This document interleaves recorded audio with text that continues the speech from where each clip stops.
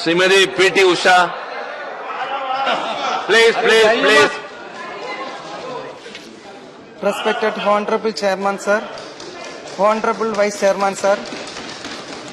My most respectable gurus, mentors, and fellow members of this august house, as today is my maiden speech, I hope you consider me as your humble sister, and I also hope you will forgive me for any mistakes in my speech.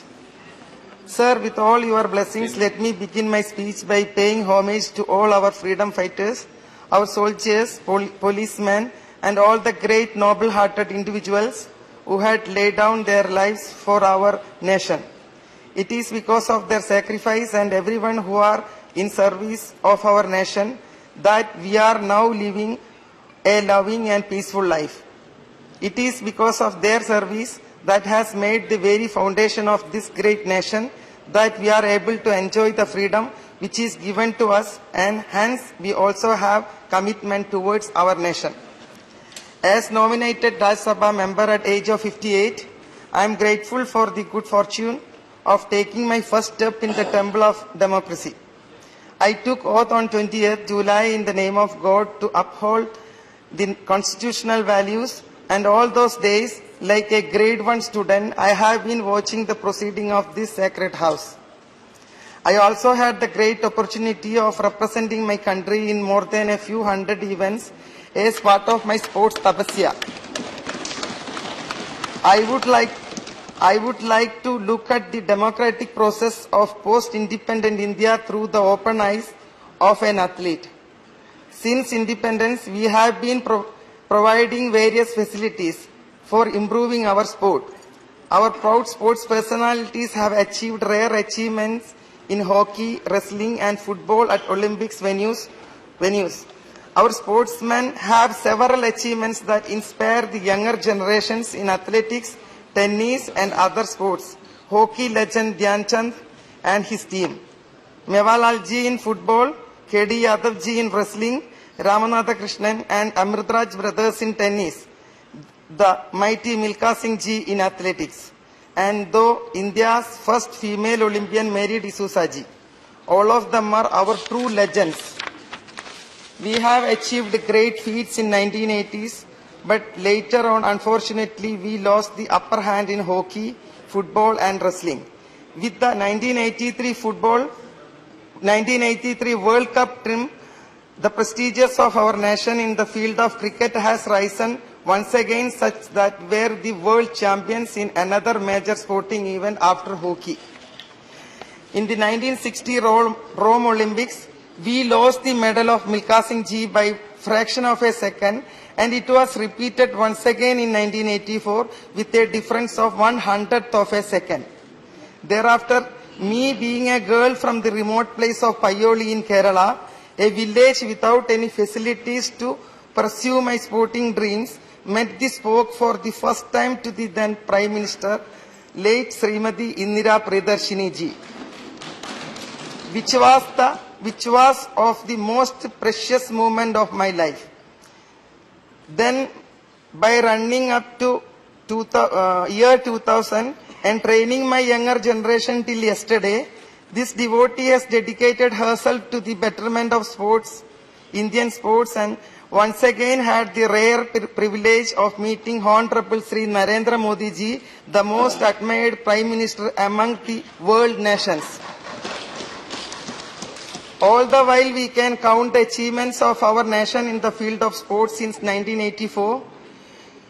We embraced the sports as a self-criticism as there was no overall growth.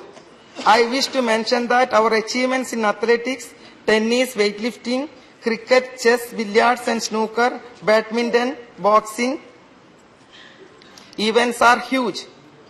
From the time when our beloved Vajpayee ji became the Prime Minister until 2014, only a few silver stars were seen performing at bigger stages.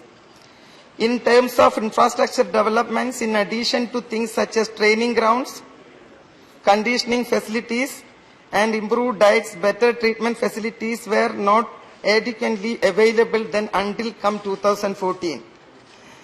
In the 1980s, I used to travel from Paioli by train for up to 4 days to reach Delhi to work out on athletic tracks. But now I am happy to state that after 2014, our country has been making enviable progress in various fields, including unparalleled achievements in field of sports. And that is why today's generation and experiencing district to district better training facilities in varieties of sports. Facilities such as synthetic tracks, swimming pools and gymnasiums and other amenities are being made readily available. The new generation sportsmen are now getting better coaches, scientific diets and resting facilities. But there is one department which needs more emphasis, and that will be the field of sports medicine and sports science. The front-running top 10 nation in the field of sports and Olympic has backing of modern sports science technology and support of sports medicine system. Injuries are an inseparable part of the sports, and the Department of Sports Science and Sports Medicine has an important role to play in helping sports personalities recover from injuries as fast as possible in bringing them back to training in a short period of time. Unfortunately, in our country, this branch is still in its infancy. We need to have immediate and special attention to this sector.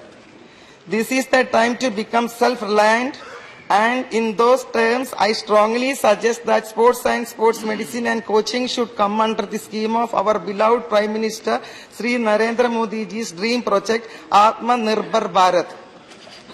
Now, all this has been mentioned only as an introduction, but on the contrary, over the past 20 years, there has been general tendency towards doping, or what we can call as an abuse of performance-enhancing drugs and steroids. According to today's statistics, India ranks third in the number of individuals who have been tested positive for steroids and punished for doping. In this context, the nation which is ranked one in the number of individuals tested positive for steroid has already been excluded from the world sports by other countries. I wish to mention that this serious concern which need to be addressed immediately. We are yet to open our eyes to abuse of doping in our country, which was once earlier confined only to the senior national levels, has now reached the juniors, college and school level, which is serious concern that need to be addressed. When talented sports individuals are abusing performance enhancing drugs, they are not only sacrificing their career and life for short-term benefits, but they are also spoiling the talents of upcoming sports individuals who work very hard to improve their performance levels.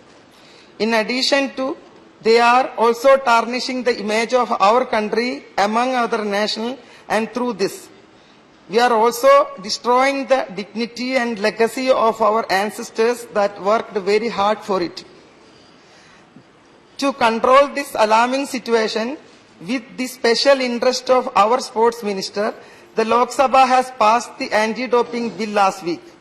While this phenomenon can be controlled to some extent through legislation, yet still more effective measures are impressive and needed to be taken.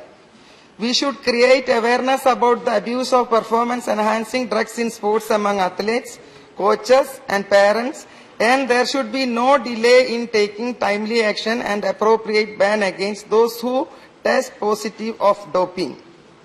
At the same time, the activities of National Anti-Doping Agency, NADA, should be accelerated and should be given the freedom to operate without any other obstacles. National Anti-Doping Agency and the National Dope Testing Laboratory in New Delhi should get necessary financial freedom, and all competition must be brought under the watchful eye of NADA. And not only for the competition, but also for the preparatory time also should be tested.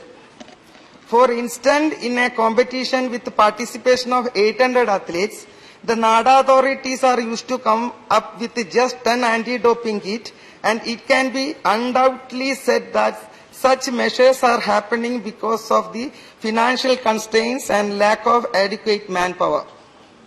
It is only through the timely interventions of our legislatures, state, the people and the people of representatives who should be more assertive regarding matters related to sports and should be every means ensure that a better opportunity is created for our sports individuals to showcase their true talent and potential among world nations.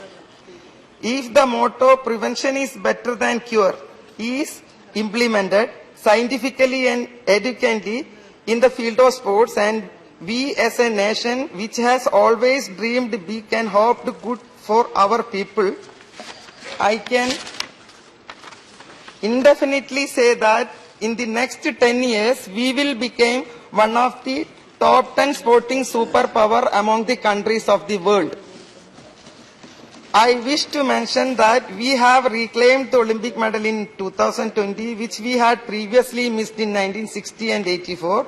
Now let us give support to our upcoming sport talent by all means and respect so that they can compete vigorously in the upcoming Olympics and World Championships and win with the flying colors so that millions of Indians living in other countries and our Bharat can stand with their heads held high.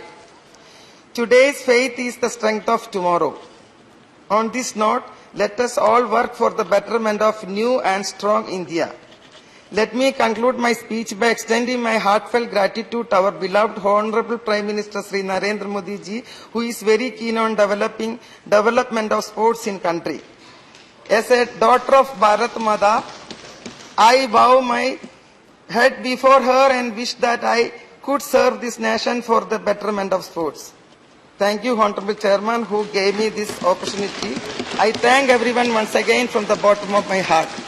Namaskar. Thank you, Srimati P.T.Usha.